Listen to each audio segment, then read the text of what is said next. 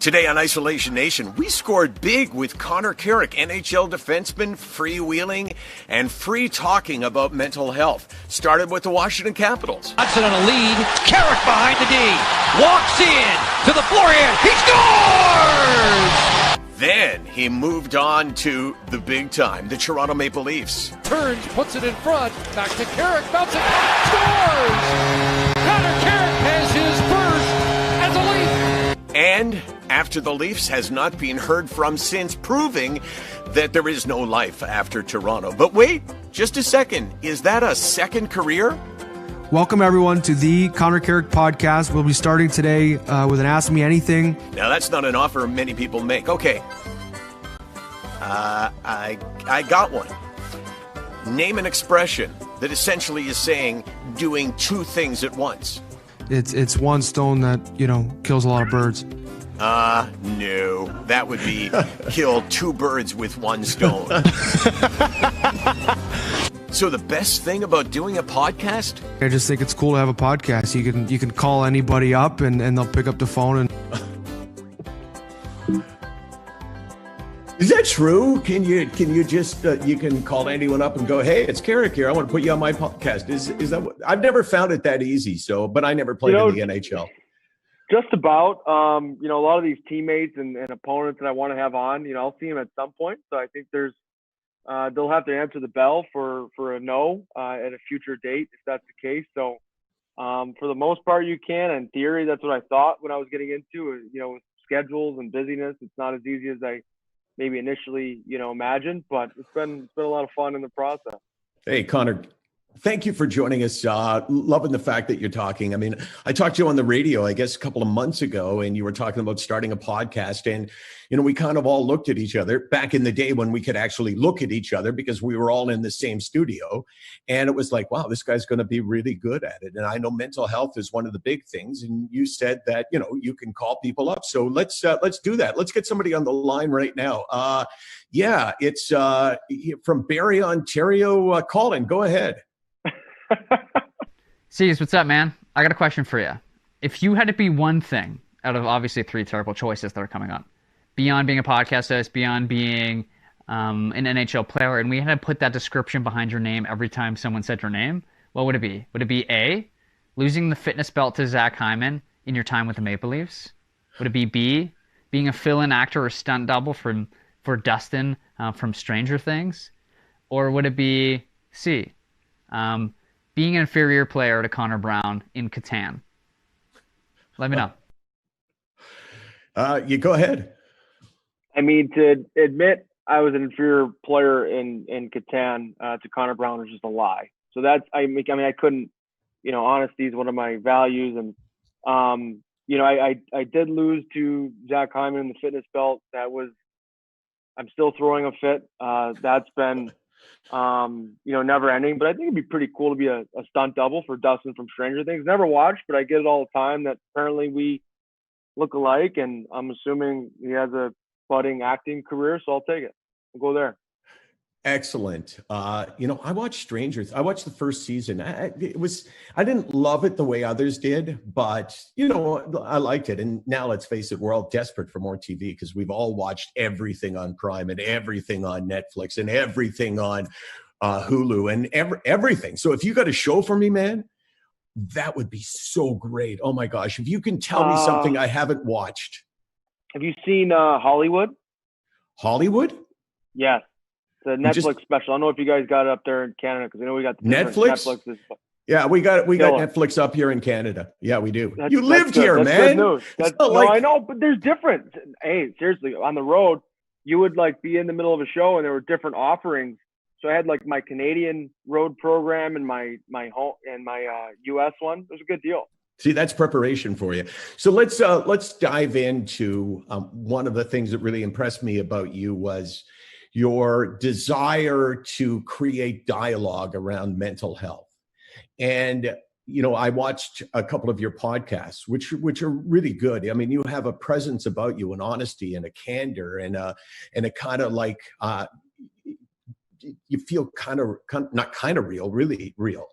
You said that you've never been diagnosed with a mental illness, but you have had mental health battles. Take us back to the start of that. Yeah, I mean, when I was a kid, there was a conversation. I had this like neurological tick we were talking about before we went live, and I still do it today, where I kind of scrunch my nose. I used to chew my shirt, for example.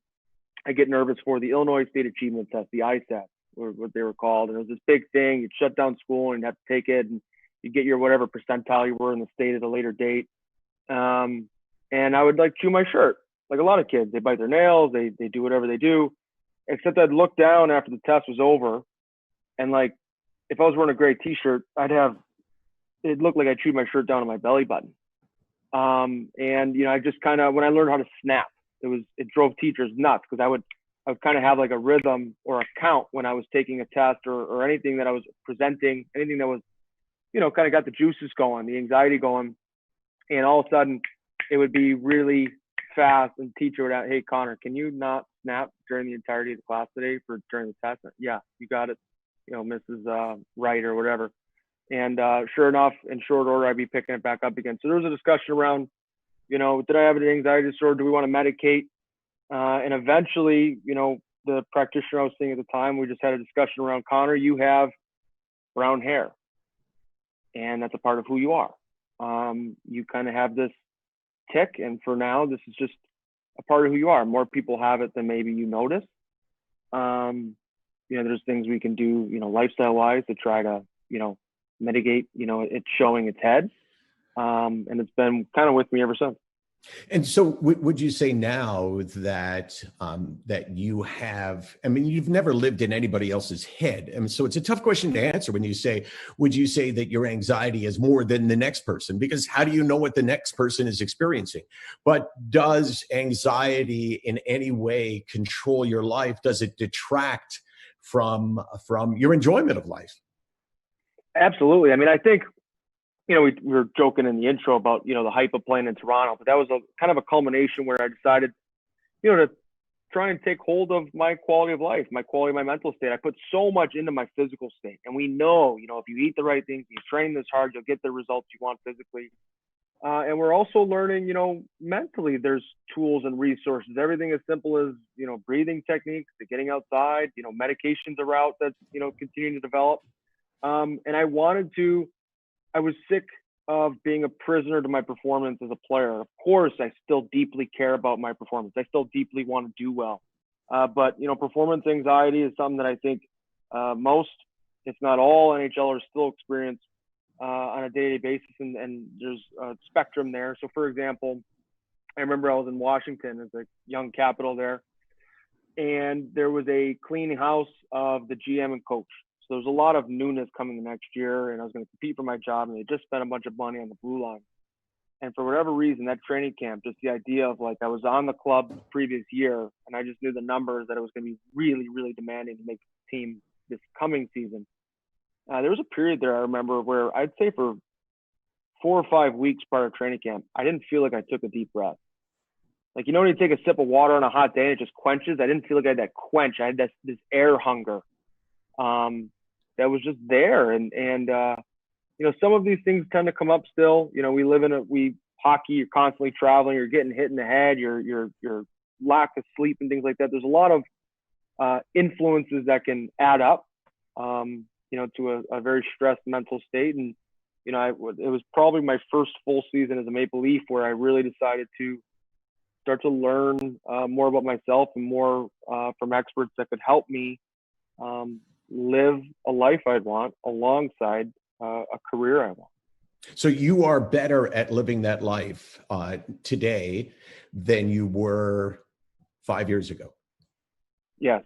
I would say I'm definitely more bearable to be around at home. I'm married now of a couple of years, and that was honestly one of the other, really big catalysts was my wife and I were engaged, and I was thinking, I can be miserable to be around when I'm not playing well or when I'm stressed out.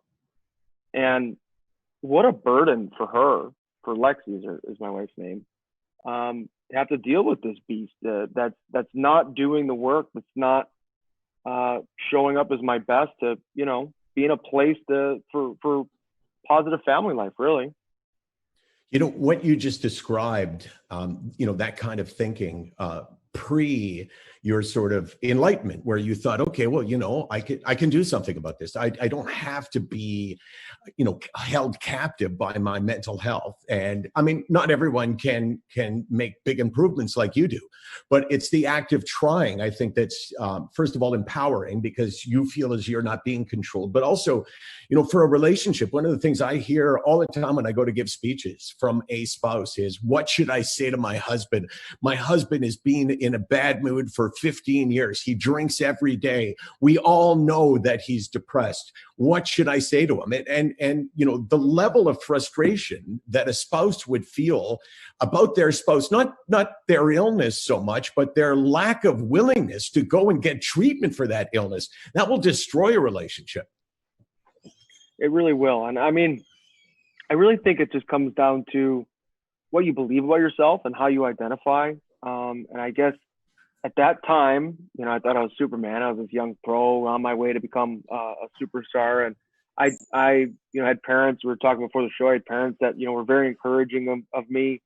I believed I could, really do anything. And it got to a point where, okay, this anything is, I want to both be able to go through the daily struggles of a professional, but also be able to compartmentalize in a way that I've never done before. I've always worn my heart on my sleeve. I have always, struggled after a poor performance, to be mentally resilient, in a way to, not be in a bad mood for days on end. Luckily in pro hockey, you're playing every other day. So right. You get a chance to, write it. But, when I was a kid, I'd play a bad game on Sunday night and be in a bad mood all school week until the next, showcase.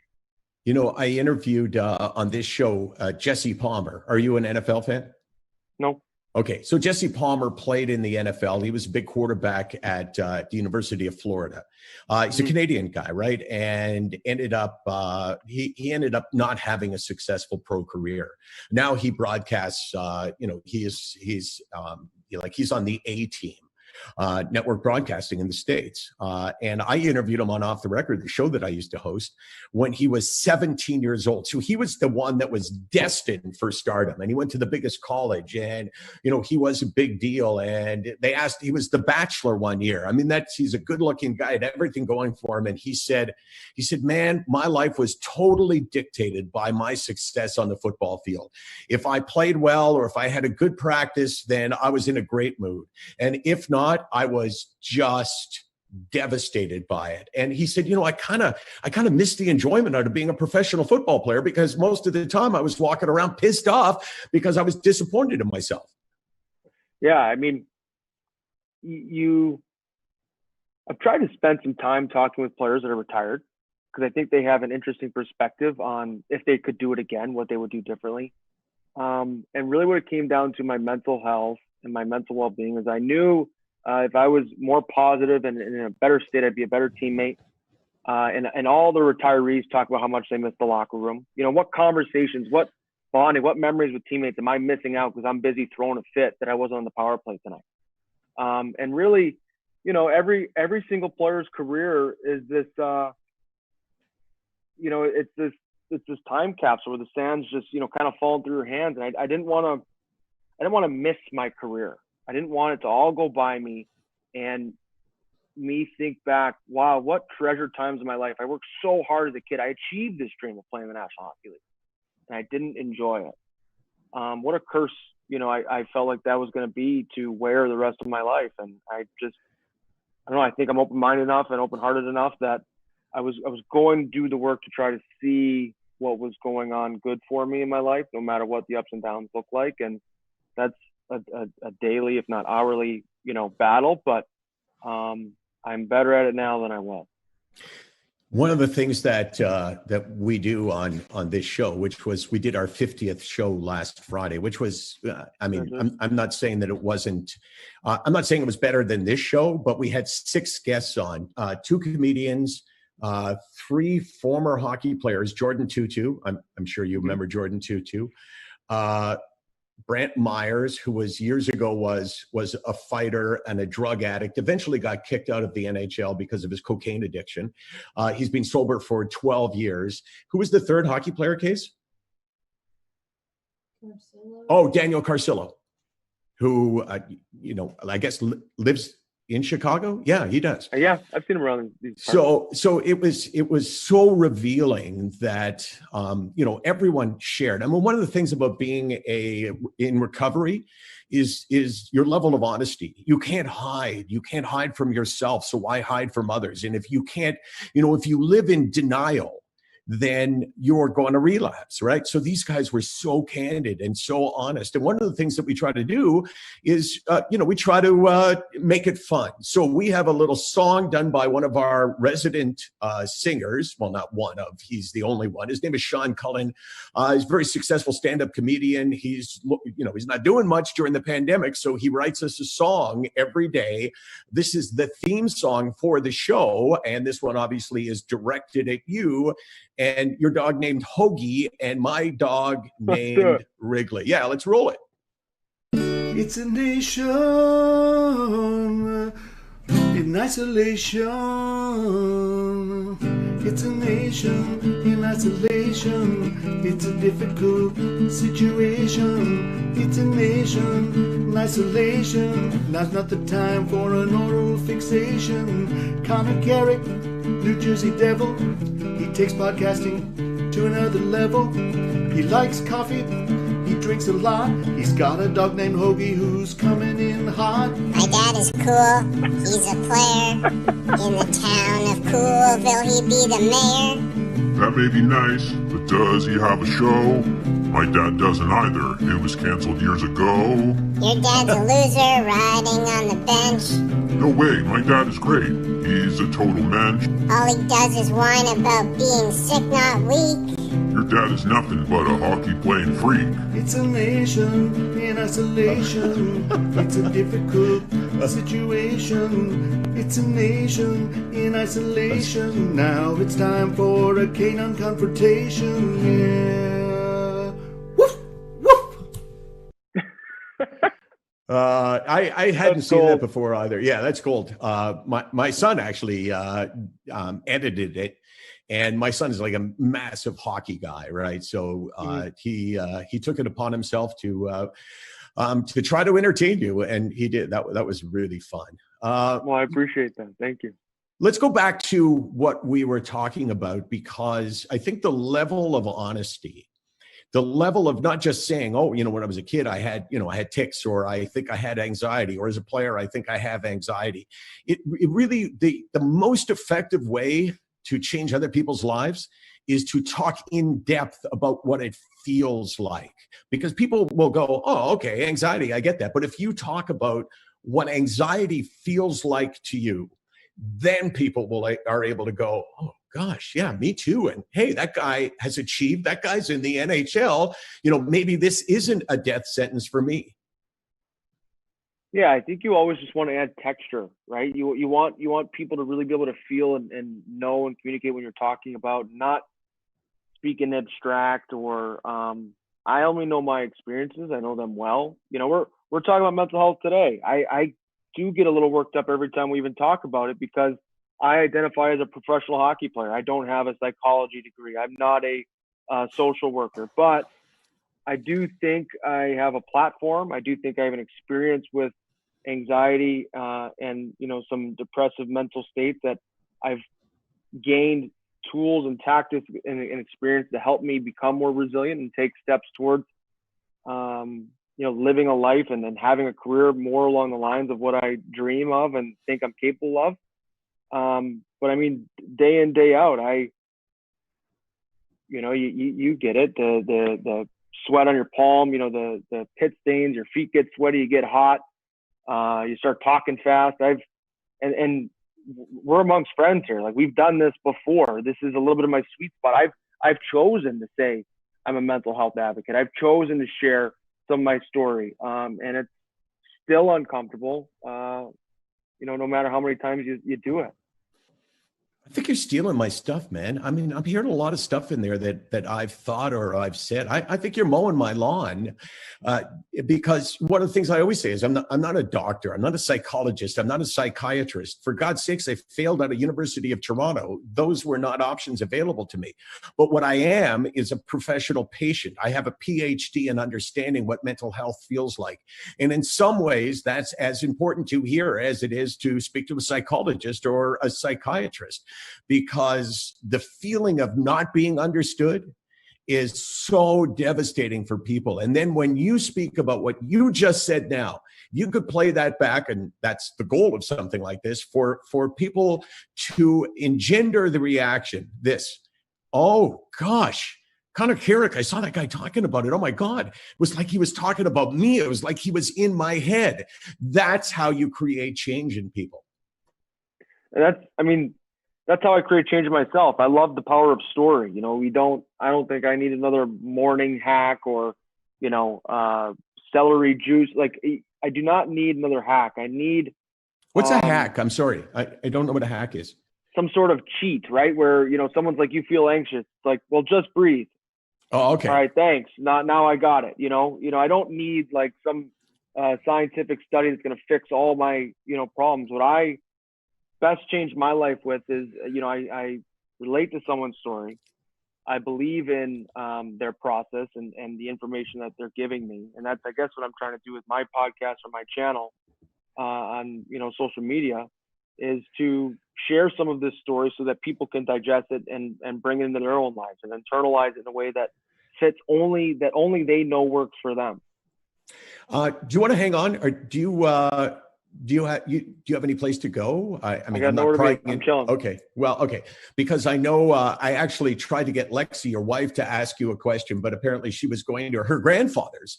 So unless that's a made up story and you're going to bust her now, and you're now going to whisper, "Don't come in here. He'll see you." No, she's at her grandma's. Her grandpa's dead, but God rest him. Yeah, she's over at her grandma's house today. She went swimming or whatever they do there. So I think she's hanging out with her family.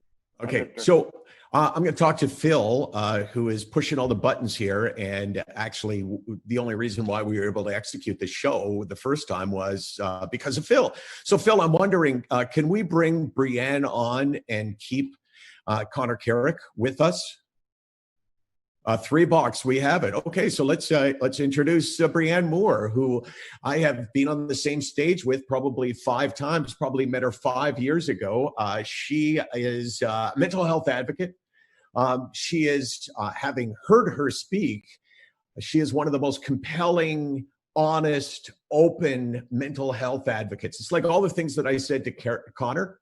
Are totally apply to you. The value is in the honesty. And you're also the national co-chair for Canadians for Equitable Access to Depression Medication, also known, I'm sure Connor's going, that's the CEADM. Brianne, how you doing? I'm doing well. How are you? Thanks for having me. Thanks for joining us. Why don't you look up and you'll see Connor. Connor, you look down. Look up, Brianne. Yeah, I got it. Yep. You got to look down. No, you weren't looking down, man. There you go. Look up. There you go. It's a story about a man named Brady. You guys know the Brady Bunch, or now? Okay. So Brianne, and feel free, Connor, to jump in and ask her something based on your own experience. So Brianne, why don't you give us the background to why you have become a mental health advocate and why you are the co-chair for something that I've been involved with for a couple of years, which is making sure that all Canadians have access to the best mental health medications. Yeah, so my journey with mental health started when I was very young. I began experiencing anxiety that wasn't within a normal range for some of my age when I was 3 or 4, and there was hope I would outgrow it. I had a lot of childhood fears. Unfortunately, this was not the case. This was something that I continued to struggle with as I was growing up. And when I was 13, I was diagnosed with depression, or started struggling with depression. I wasn't diagnosed till much later. But I began feeling really low, really sad. I had decent attendance at school and I was doing well in all of my classes, and I began to skip class or not go to school at all. And I struggled for a long time in secret. I began self-harming as a way to cope with what I was going through, not understanding what it was that I was experiencing. And it wasn't until many years later that I came out and said that I was struggling, and started accessing treatment and therapy and depression medication. And I realized there weren't a lot of options available to me. And that's why I'm with CEADM. I think probably you're exaggerating a little bit, not on your mental health, but on the time period, because you're not old enough to have experienced these. I waited a long time, a number of times, which ultimately is a compliment. I just want to point out that you're still in the first part of your life. And the earliest part of your life, though, what you said, I think Connor and I could both 100% relate to, right? The idea that you know that it's controlling you, but you don't know whether it's normal or not because you've never lived in anyone else's head, right? Like, so how do you know? Like, for me, I have learned what depression is for me. But there was a 6-month period before I was first diagnosed, and when I first went to a doctor, that I didn't know what was going on in my head. Exactly. Yeah, I think that's something I definitely relate to as well, is not knowing how to voice what you're feeling, and wondering what's normal and what maybe isn't normal. And I was a teenager when I started struggling, so I kind of just thought I was being moody or overdramatic. But eventually, I'm sure over people time, told you that too, right? It's like, oh, it's teenage angst, or, all teenagers are like that, which is,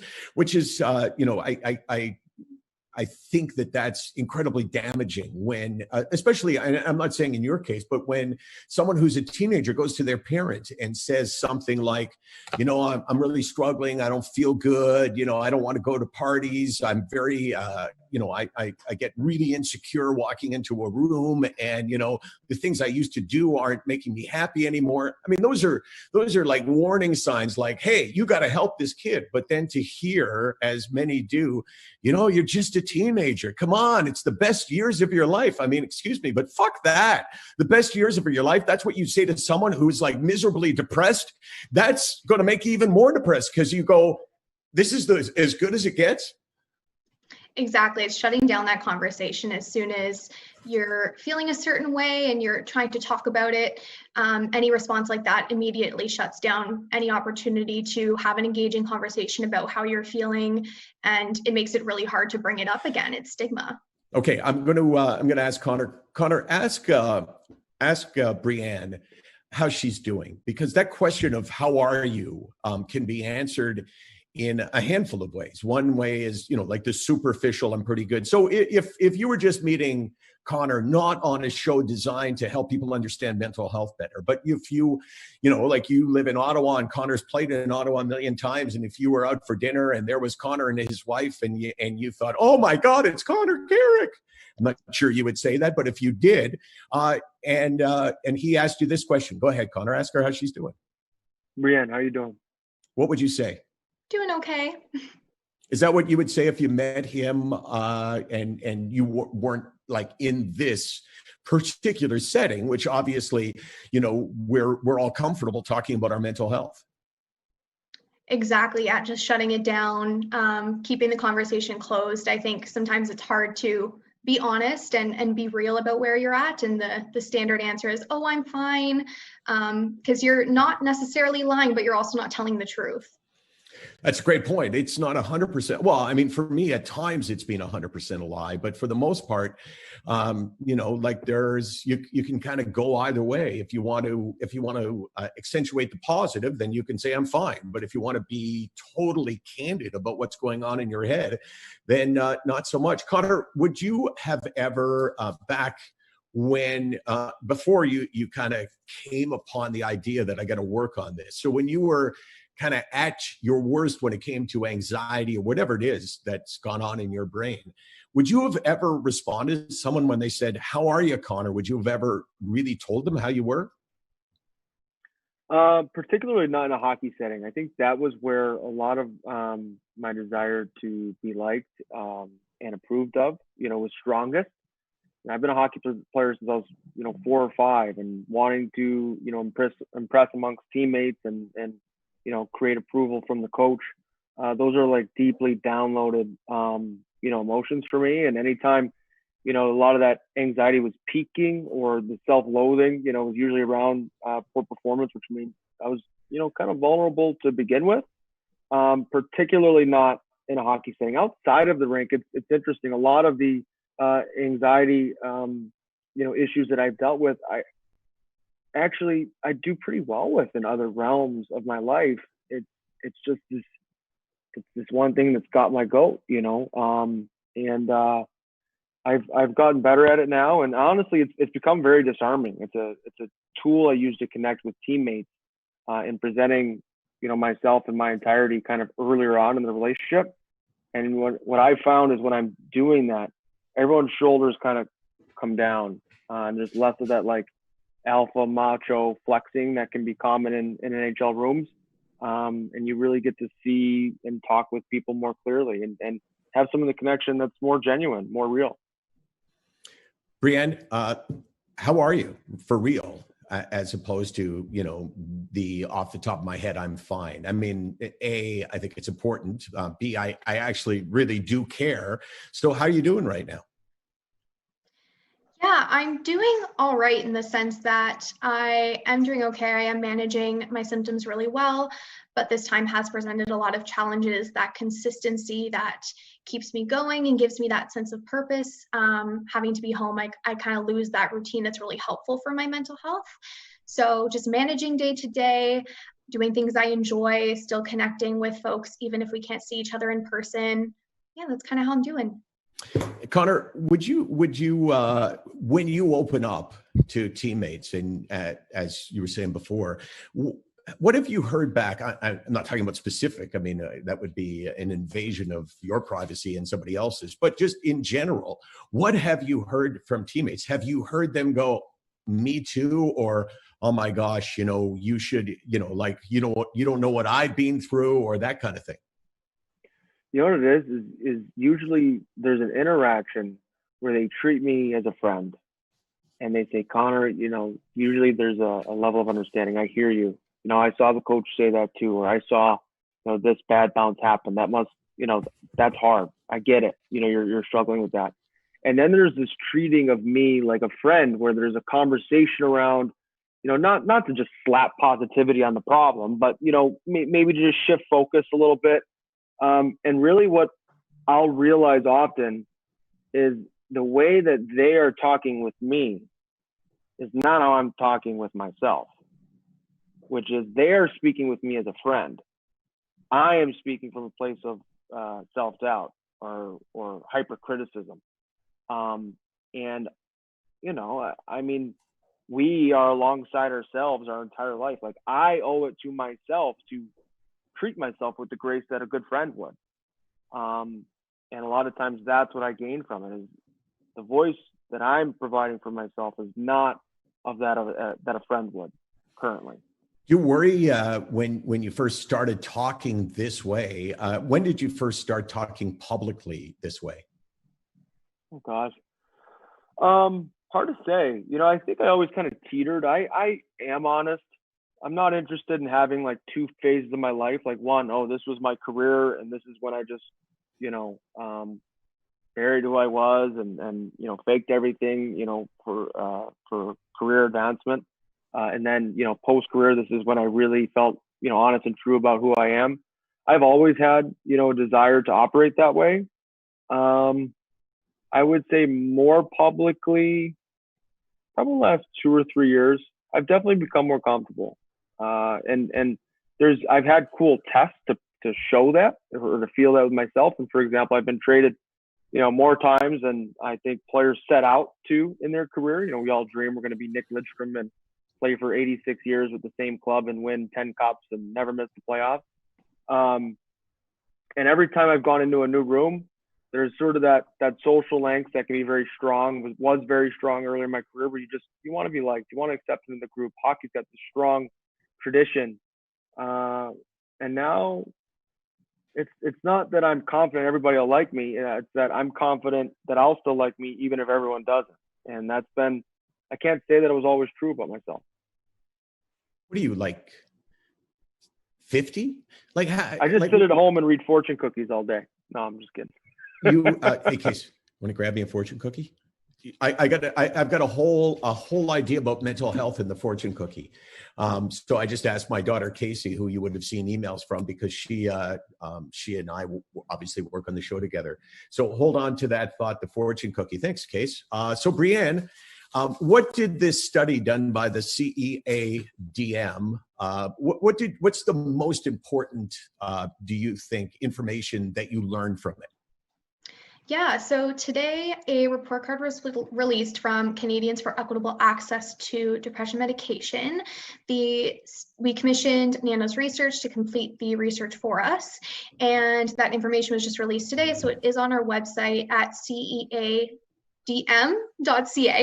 and lots of interesting findings. One that really stands out for me is that 8 in 10 Canadians are saying that access to innovative depression medication is important or somewhat important. So almost 8 in 10. And the need for innovative depression medications is there. Not every depression medication is going to work for everyone. There's 227 different combinations of symptoms. So no one's going to experience depression the same way. And there needs to be available medication for everyone, regardless of insurance. And Canadians see that. I mean, without a doubt, especially, I mean, there's a difference between where Connor lives and where Connor lived. You lived in Canada for a couple of years, and well, maybe more than that. I mean, you had at least some time with the Marlies. But we have this thing called universal health care, and that works in so many different areas, except when it comes to psychiatry, because it's the only place, I think, that you can buy your way in, meaning if you know someone, you can get in to see a psychiatrist. And if you can't sort of get that hookup, you might be waiting 14 months, a year and a half to get to see a psychiatrist. And then there's the whole issue of the medication, which is, you know, if you can't afford it, if you don't have a health plan, if you don't qualify for it, then you have to take the cheapest stuff that you can find. And that's what CEADM wants to avoid, right? That you want to avoid the idea that if you have money, you can buy better healthcare. That was for you, Brianne. Even though I started off talking to Connor, I flipped and realized that, you know, if I could ask Connor to speak about CEADM, but that might be a little challenging for him. Right, yes, I'll do it during the podcast and just make stuff up. Yeah, exactly. I'm doing that right now. I made up the whole mental health thing. Yeah, so CEADM is definitely noticing, and Canadians are noticing now, we're seeing through this survey, that the medication equity isn't there. Folks who have access to private insurance are going to have a broader range of innovative depression medications available to them versus someone who doesn't have that same coverage. And with 1 in 5 Canadians struggling with a mental health disorder, there's a huge need there to make sure everyone can access those medications that are going to make a difference for them. The depression medications I had access to made me worse a lot of the time instead of better, because you just never know what your reaction is going to be. Everybody's going to react differently, and you need to have those options available to you. There's a question from Facebook. How does one get CEADM? Which I'm not sure that, I don't think the question is phrased 100% correctly. I guess how does one find out if one can qualify in any way that CEADM would offer or suggest, you know, for important medications that maybe they don't have access to? Right, so you can definitely take a look at our website, CEADM.ca. We've got infographics there about medication equity. We don't specifically advocate for any medications, but you can definitely learn more about depression medications on our website and the equity issue. Yeah, you know, there's I love this topic of medication because it's so controversial. And I love controversy when it comes to mental health, because debate is where people formulate their opinions, right? And medication. I mean, how many people have you heard say the words, I don't believe in psychiatric meds. Like, I don't believe in them. Like, we're talking about God here. And my point, having been through this, is if you're sick enough, if this is detracting from your life enough, then you're an idiot if you take anything off the table. Like, I would never say to someone, oh, first thing you got to do is go on medication. You know, I wish I wasn't on medication. But to take it off the table and say it's not an option either means you're not that sick or you're being a fool, because I know I've been there and I know what it's like to be at the bottom, and you're alive, but you're not living. And I refer to medication and say, hey, it's just got to be part of your fight. You have to decide, I will do anything to fight for my happiness, because without that fight, without getting any results, you're kind of just wasting your life. Yeah, I had tried therapy for a long time before beginning depression medications, seeing if talk therapy would help. And sometimes it does, but also the combination of medication and therapy can be really helpful. And I don't have any stigma around taking medication. It's something that I need to do to keep myself feeling good. And if that's something I need to do and I feel better doing it, I'll do it. For sure. I mean, there's a million illnesses out there that have medications that have side effects to them, right? And you know, people who get cancer and need chemotherapy very seldom would say, well, I don't believe in chemotherapy. Yeah, I mean, there's some people that would, but you know, there's a cost for taking a medication. I don't mean the price. I mean, there's a cost. Like, I give up a lot to be on medication. I give up the upper range of my life. I can't feel like an 8, 9, 10. I live my life between a 4 and a 7. I'm numb to some aspects of my life. There's other things that happen to me because of this. But, you know, I still look at it like I get back way more than I give. And the second worst thing in my life might be medication. But the worst thing in my life is the illness. So that's kind of the way I try to encourage people to look at it. Exactly. It's a very similar situation for me. I've had a lot of depression medications that have made me worse, and I've had some that work okay. I advocate for CEADM because there are medications that might make a huge difference in my treatment, and I'd like to be able to access them and try them. But I have no shame in taking the ones that even feel kind of okay, because if it helps, it helps and keeps you going. So Connor, you mentioned the fortune cookie. What was the context? You said fortune cookie? You said you were joking if where I came up with what I was saying. Right. Joking. I just sit around and read fortune cookies all day. Okay, so here's my theory. Here's my theory about mental health talk, and it relates to The Open, which Casey and I shot and Corey edited, which was like having fun with you, and how you kind of screwed up the killed 2 birds with 1 stone, and and then bringing on your buddy who produces your podcast and the song and the dog. It's like a fortune cookie. Okay, the message inside the fortune cookie to me is the psychology of what we're talking about. This is the sharing. This is the mental health part. And the cookie around it is to attract people to pick this thing up. You wouldn't, like if you went into a Chinese restaurant and there was a fortune sitting on the table, you go, what the hell's that?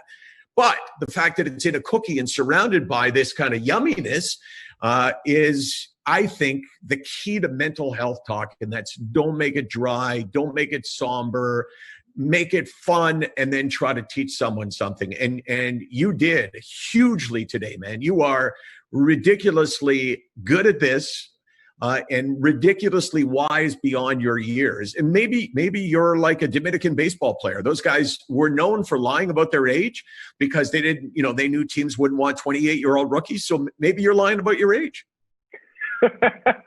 Yeah, Michael, I appreciate that, and I think there is something about bringing brightness and energy and the best amount of positivity we can to engage more people in the conversation. It's not always easy, but really learning that from you today too, just in the way you host the show and your energy. No one wants to it's hard to engage with dull and hard and heavy and boring all the time. So I get the fortune cookie analogy. It's well put. Yeah.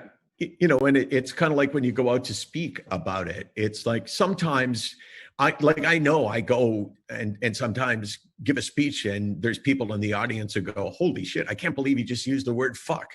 And my point is that, I wouldn't do that in a church or a synagogue, but the idea is to present yourself like yourself. So you're not faking it. You're not putting on airs.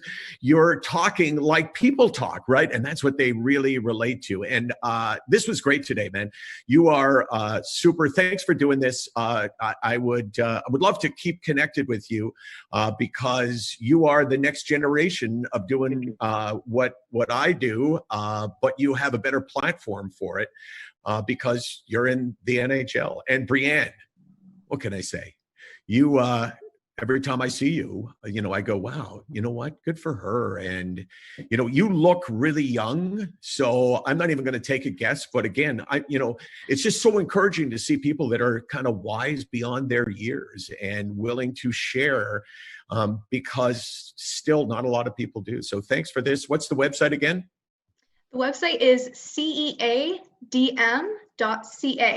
And thank you for having me. I love the conversation. I agree with what both of you were saying. It's nice to keep things light because sometimes it can be really heavy. So it's nice to be able to have this open conversation about it.